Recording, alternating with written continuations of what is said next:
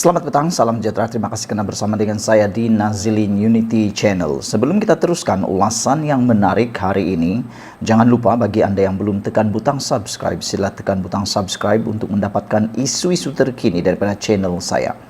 Baiklah saudara-saudara sekalian, kemarin kita digemparkan dengan isu Dr. Mahathir menyaman Perdana Menteri Anwar Ibrahim dengan menuntut ganti rugi sebanyak 150 juta.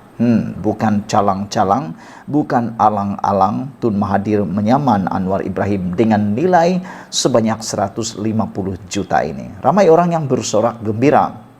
Ramai orang yang katakan, habislah Anwar Ibrahim. Tetapi bagi saya, itu jauh panggang dari api. Kerana sebenarnya pada pendapat saya dan ramai juga pemerhati politik yang mengatakan bahawa yang terjerat sebenarnya ialah Mahathir Mohamad. Mahathir telah pun masuk dalam jerat Anwar Ibrahim, terjerat diri sendiri. Ada dua perkara yang mahu diulas dalam ulasan kali ini. Yang pertama, mengapa sebenarnya kita sebut Mahathir terjerat? Kedua, mengapa Anwar Ibrahim tidak mendakwa Mahathir Mohamad di mahkamah kalau benar Mahathir Mohamad ada bukti bahawa dia mengumpul kekayaan. Kita akan jawab dua perkara tersebut hari ini. Pertama, mengapa kita katakan Mahathir Mohamad telah terjerat ataupun masuk dalam jerat? Kerana dengan adanya pendakwaan di mahkamah secara rasminya, kes dakwaan ini dibawa ke mahkamah dengan saman daripada Mahathir sendiri, maka segala prasangka, segala sentimen, spekulasi maupun kata-kata, cakap-cakap di luar yang selama ini menjadi bualan netizen, menjadi bualan para pembenci Tun Mahathir Mohamad akan ketahuan sepenuhnya di mahkamah. Di mahkamah tidak ada lagi fakta-fakta yang hanya bersifat air liur. Di mahkamah tidak ada lagi fakta-fakta yang hanya boleh dicipta-cipta. Kerana di mahkamah sekiranya fakta itu dicipta, maka mereka boleh didakwa dengan menghina mahkamah ataupun memberikan fakta ataupun bukti yang salah, mengelirukan.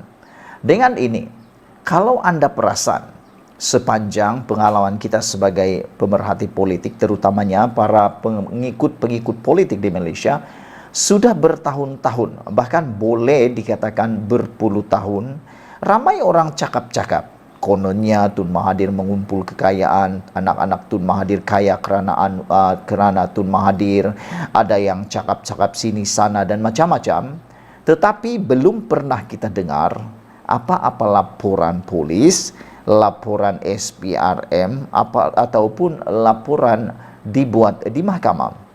Tidak pernah kita dengar Tun Mahathir didakwa di mahkamah. Mengapa ini berlaku?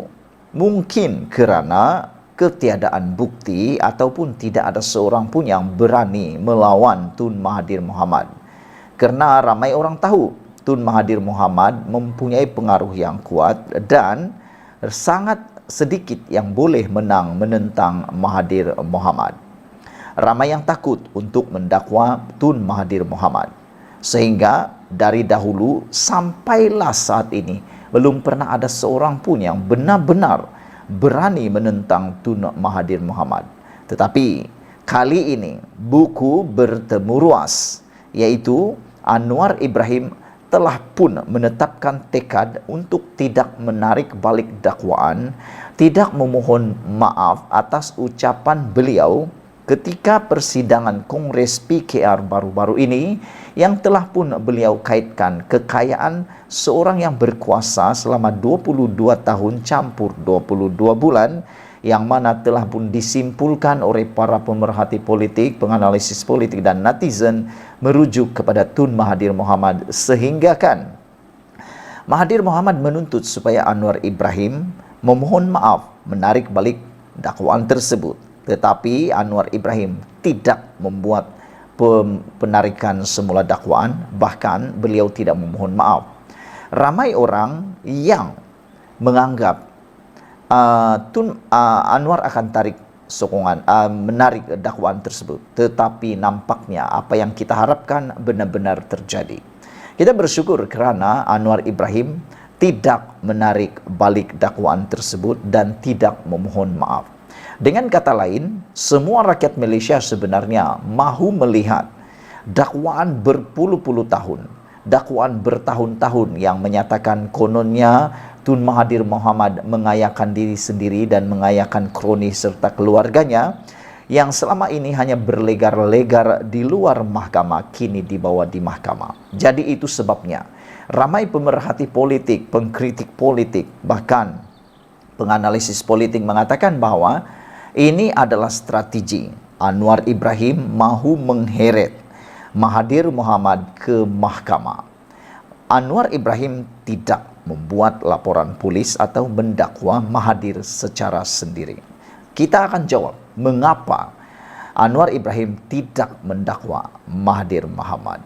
Pada pendapat saya ada beberapa sebab kenapa Anwar Ibrahim tidak mendakwa Mahathir Mohamad. Pertama, Anwar Ibrahim mahukan kemenangan yang lebih tuntas, total atau lebih dikenang, yaitu beliau tidak mahu membawa kes itu ke mahkamah supaya kelihatan tidak bermusuhan dengan Tun Mahathir.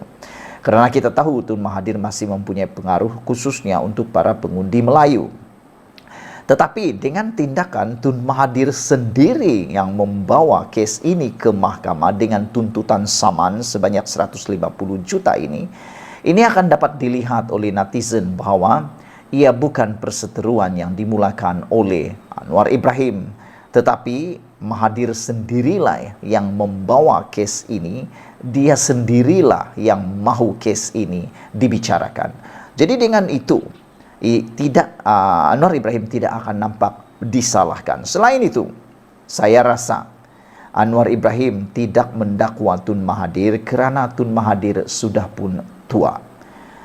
Kalaupun kedapatan Mahathir bersalah, katakanlah Mahathir Mohamad bersalah, terbukti bersalah, berapa tahun lagikah Mahathir boleh hidup di dalam penjara? Kerana usia beliau yang sudah lanjut. Jadi, pada pendapat saya, itu sebabnya Anwar Ibrahim tidak lagi mempunyai niat untuk mendakwa Tun Mahathir.